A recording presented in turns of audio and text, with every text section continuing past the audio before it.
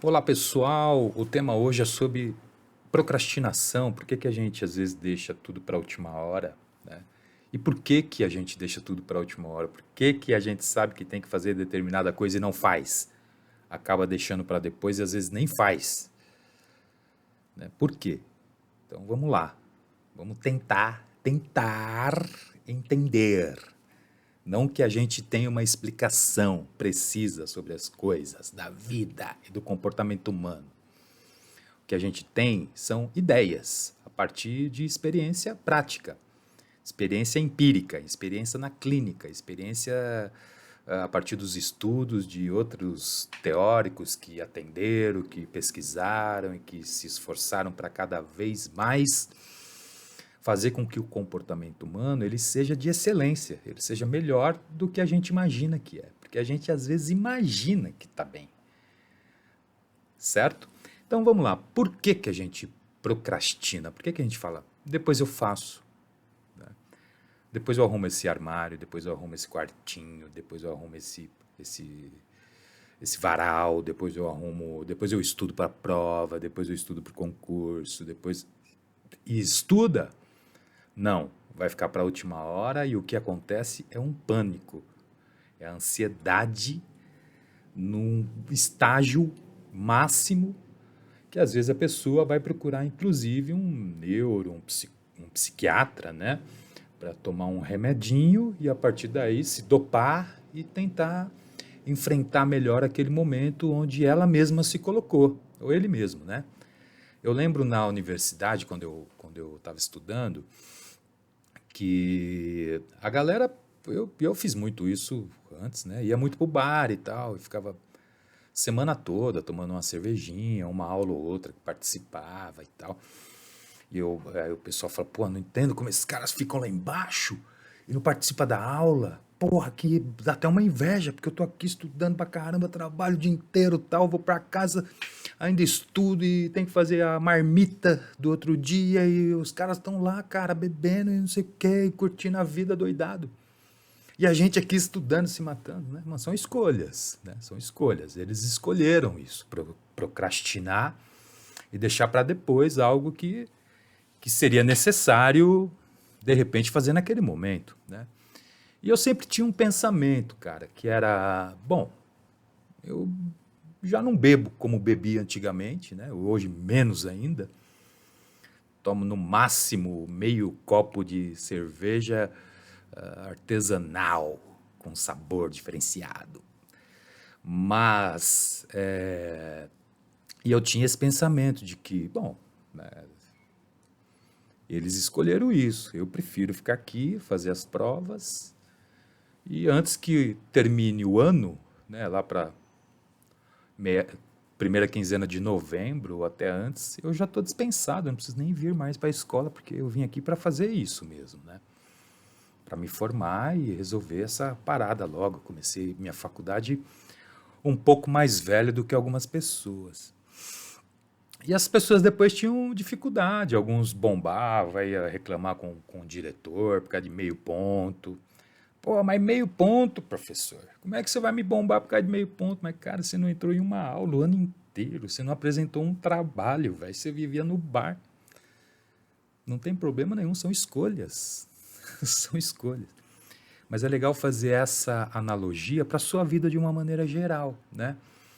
Porque às vezes a pessoa traz uma determinada queixa, mas aquela queixa que ela está trazendo, ela é a principal responsável por aquilo que ela está passando.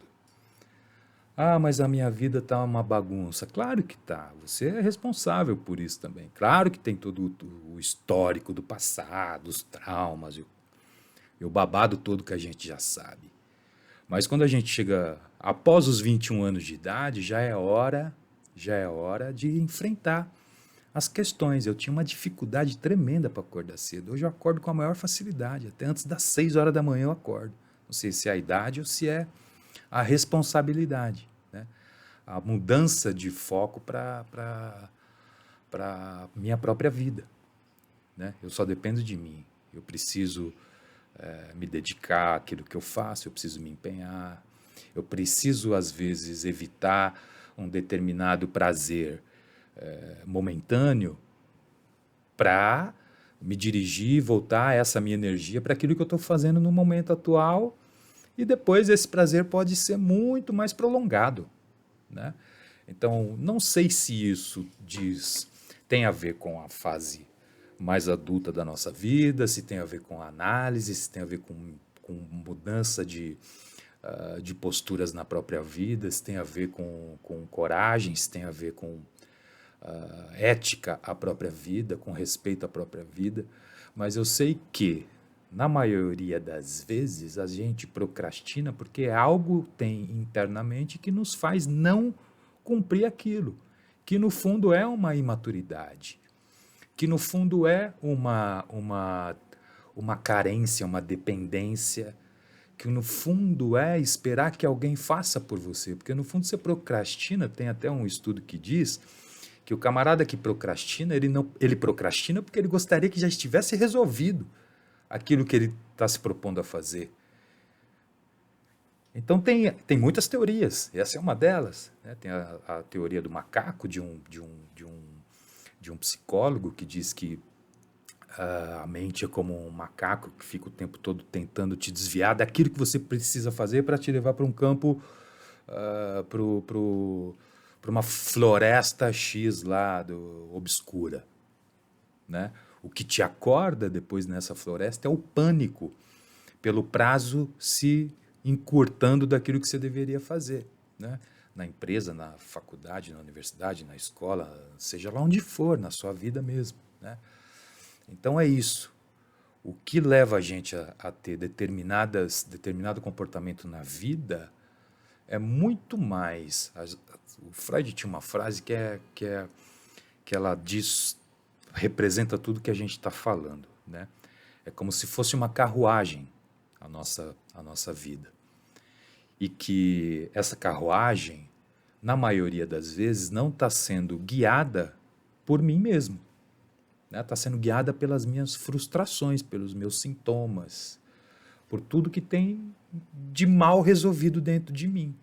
E aí por isso que a maioria das pessoas fica nesse looping, fica nessa repetição, fica no tal do dedo podre, fica na procrastinação, porque não consegue, a partir do reconhecimento, né, da compreensão de que essas coisas afetaram sua vida, que mudaram o seu jeito de ser, de que agir no piloto automático não levará a lugar nenhum, levará a uma sobrevida e não uma vida com qualidade, né? É só experimentar, né, pequenas coisas no dia a dia, né, pequenas coisas. Eu tenho uma analisanda, uma paciente, né? A gente chama na psicanálise de analisante, analisando, analisanda, né? Porque está em análise.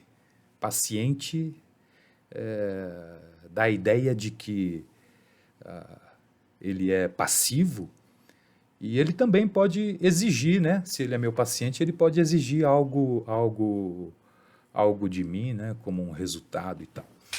Mas isso é uma outra conversa que a gente pode ter num outro momento, que não é agora. Essas coisas sempre as pessoas falam, né? Isso não é para falar agora, depois. Não, a gente mistura todo o assunto, cara. A gente está falando aqui sobre procrastinação. Então, por que, né, eu faço isso? Porque há algo em você que te leva a isso. E o que é? De onde vem? Né? Qual a raiz disso? O que causou isso? Por que eu sempre tenho dificuldade de fazer isso? Por que eu sempre tenho um impedimento na hora de fazer um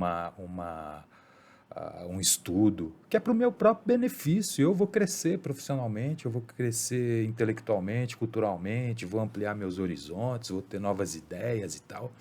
A propósito, para que a gente seja criativo, a gente precisa enfrentar o medo.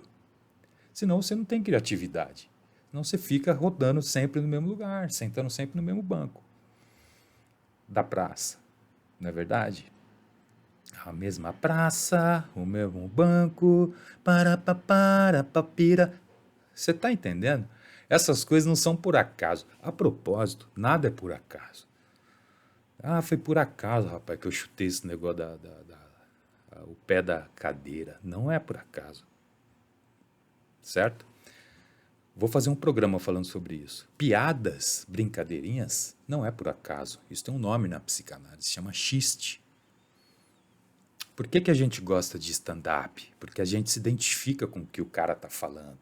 E a história real de vida da pessoa, dele, dela, não importa quem é que está falando, o ser humano que está ali falando. A gente se identifica, por isso que a gente ri. Cara, como eu ri com a história do Whindersson. Eu vi na Netflix o stand-up dele. Ri pra caramba, gostei muito. Né?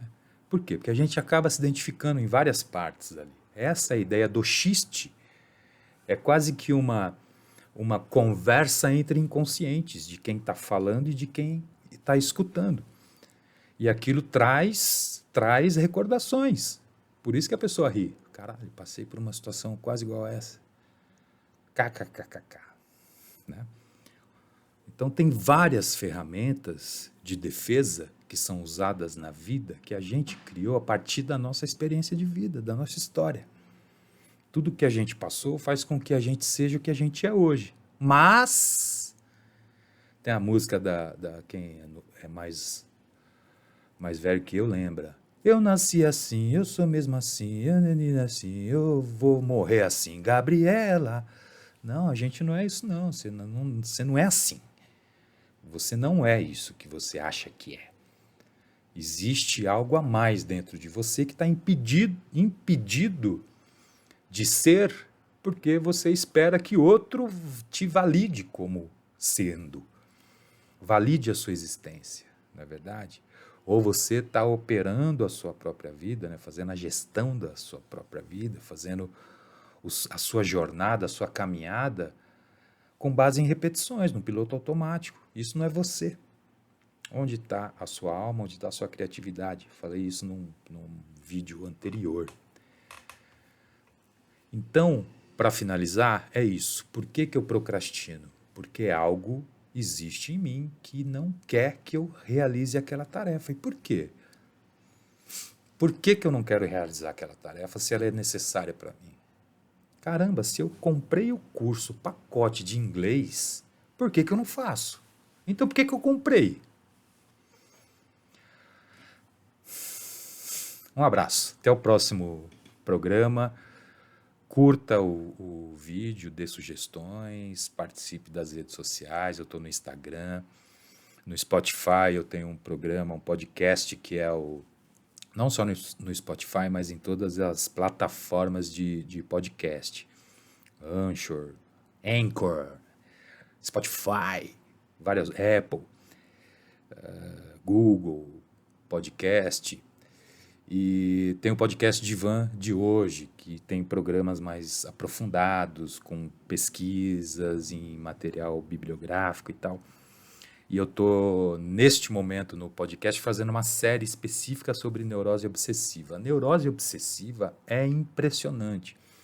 Ela é uma cria do Freud. Antes do Freud não existia o termo neurose obsessiva. Havia várias ideias da psiquiatria sobre o termo. A loucura da dúvida, várias outras nomenclaturas, mas eles não conseguiam chegar a uma conclusão que ela transitava entre o que era a histeria, a neurose e a psicose. Então ela estava ali muito na linha tênue entre uma e outra, né? Por isso que ela é uma riqueza de características, né? Quem tem conhecimento sobre a neurose obsessiva, acho que tem 5 programas no ar sobre o tema, tem um outro específico também sobre neurose obsessiva, mas acho que vale a pena conhecer um pouco mais, porque tem muita característica lá que é muito próxima da gente, né? Só uma, por exemplo, a dúvida. A dúvida é uma característica peculiar do neurótico obsessivo. Ele tem dificuldade para colocar em palavras aquilo que ele pensa, deseja. Grande abraço, até o próximo momento aqui no YouTube. Valeu e até mais.